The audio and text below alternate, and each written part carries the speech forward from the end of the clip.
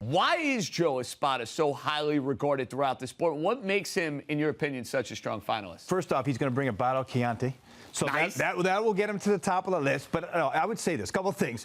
First off, he's an 11-year major league coach. And so that comes with a lot more of experience than you would think.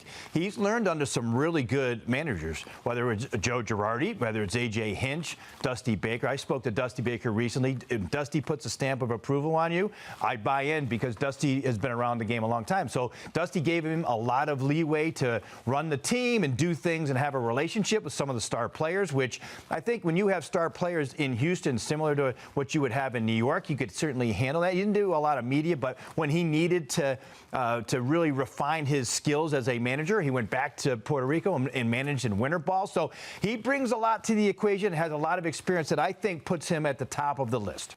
Yeah, look, I had the ability to text and talk with Michael Brantley, and I mentioned this the other day, and he had nothing but great things to say about Espada. And because of that, look, that makes, obviously, I respect Brantley a ton, what this guy's done in the game and the way he goes about his business. So to me, that gives Espada a lot of, credit, at least, for me, hearing that from Brantley. So I feel really good about him moving forward. I also heard some good things from some people I talked to yesterday about Buck Showalter. Obviously, a lot of the people on the show have had good things to say, and I've been hearing more and more about it. And Buck looks like, clearly a lot of people think he's the best choice, looks like a great choice. I know Matt Quatraro, and I have a lot of good things to say about him from my experience with him. So it seems like no matter which way the Mets go right now, they're just not going to be in a bad position. They're going to get a good, manager who has a lot going for him coming into this role. No matter what that experience or, what he brings to the table, it's going to be all positives for the Mets.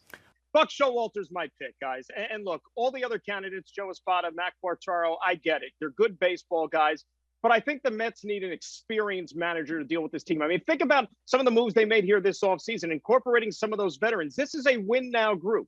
And I know that Joe Espada has been talked up by so many guys he's worked alongside, guys who have played for him and so on and so forth. But that's also was the case with the former manager of this team. When Luis Rojas got the job, you had all these guys who were on the Met roster who played for him in the minor leagues, and they swore up and down by him, saying that he was the right guy. He's great with players. He's a great players manager. And how did that work out for them? They need an adult. They need a guy with experience. They need a proven winner. And I think that Buck Showalter is hands down the best guy for this job.